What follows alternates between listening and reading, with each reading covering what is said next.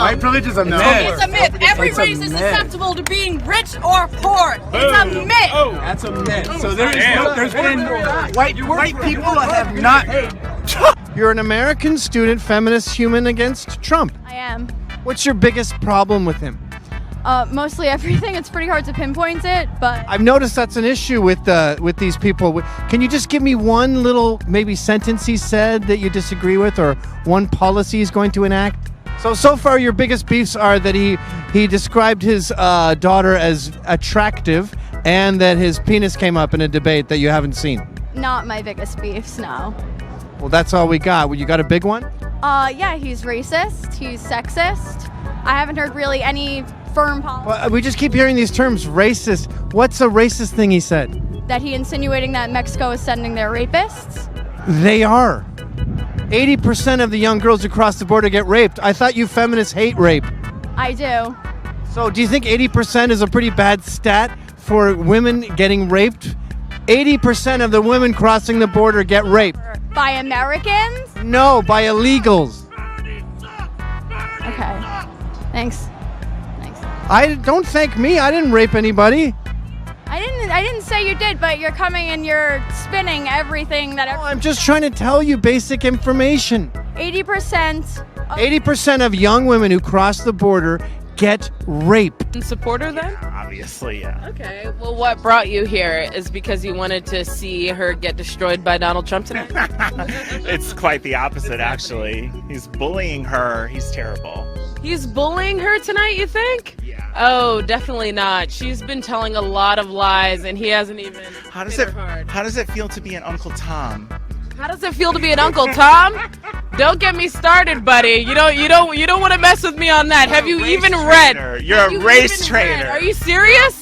Have you even read Harriet Beecher Stowe? Have you even read the book? He probably doesn't know who Uncle Tom even is. When I said, and I stand by it, I said that race was a part, and there was a part, that alt-right part, that was a part of a white lash. And if you listen to the whole quote, you would agree with what I said. So I don't take that back. I did listen to it. And at the end you said, what do I tell the kids? What I would tell your kids, I'm a black man in America who went to Yale, who's written books, who served a president, now has and I'm a ninth-generation American, ma'am, and I'm the first one in my family born with all my rights. I'm a ninth-generation American. And so we have not escaped because I went to Yale. You should all not the be a problems of this racial country. polemicist. You should be a racial reconciler. You should be ashamed of yourself and say that to me to my face. I've spent more time in this country. Would I say it behind your back would be better? Hold on a second. I spent more time than you have trying to be a racial reconciler in this country. Really? How do you know that? Do you know anything about me? Well, you apparently don't know anything about me. Yes, I do know. Your daddy, your grandparents were teachers. Your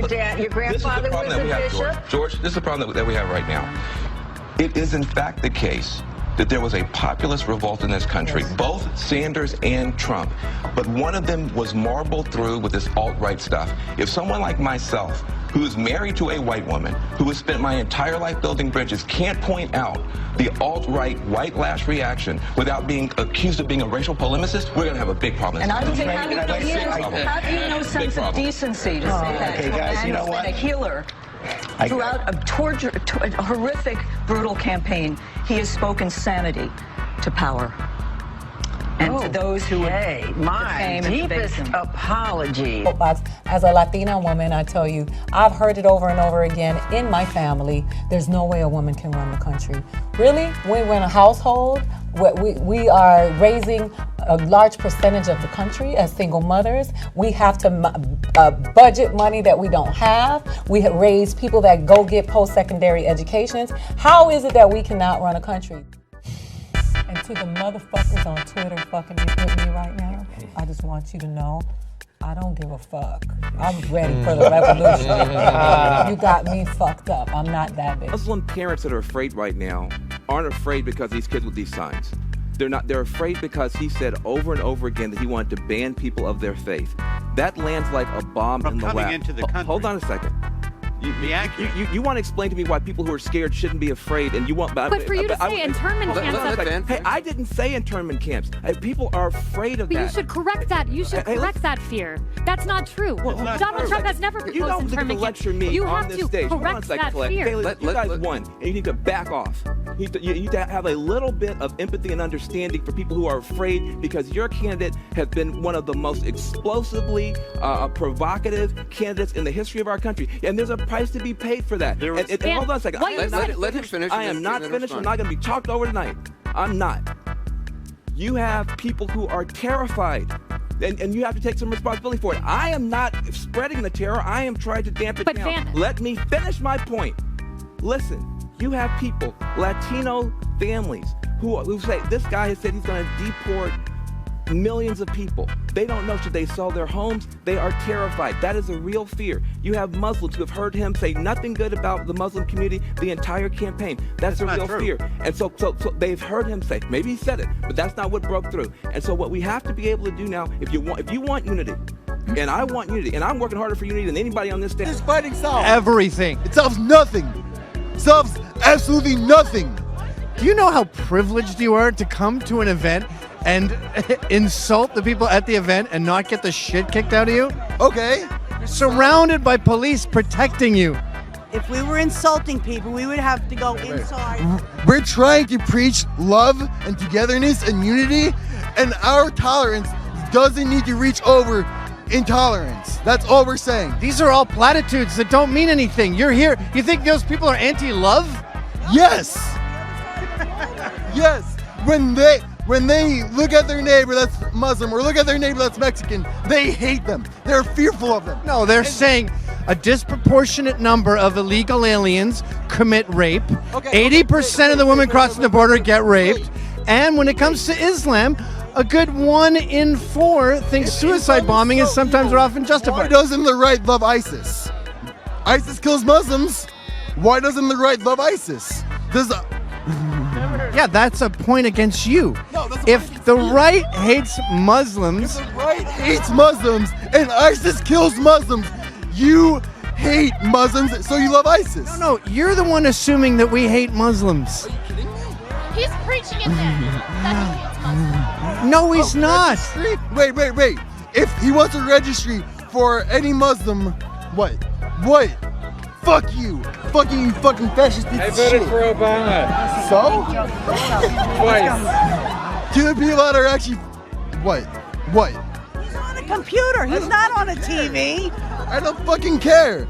People like you are a fucking cancer to society.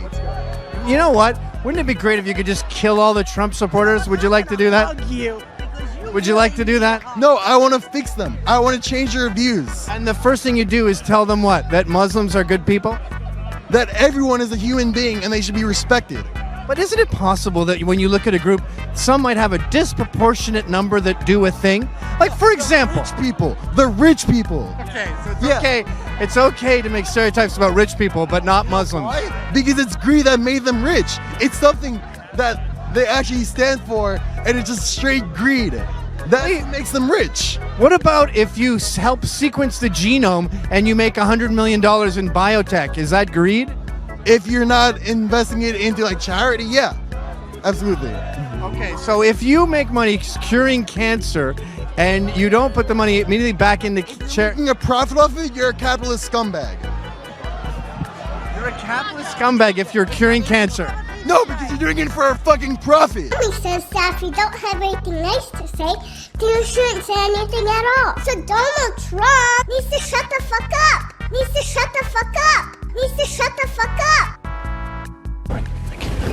All right, I gotta leave, okay? Tom, we just started. Come on, man. Listen, there's a lot to see in this life. Not wasting it here.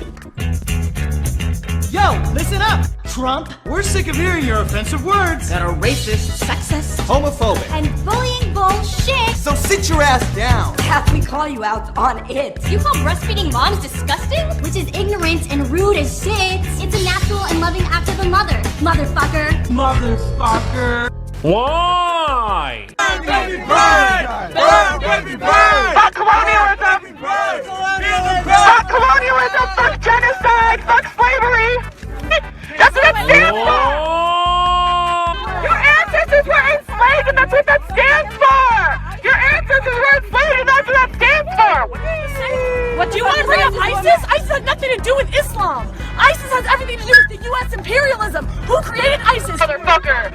You look like an Uncle Tom, motherfucker! Your ancestors ancestors were taken here and your ancestors were enslaved, you fucking idiot! Well, that's about enough light for me for one day. Let me check the time. Yeah, it's about that time.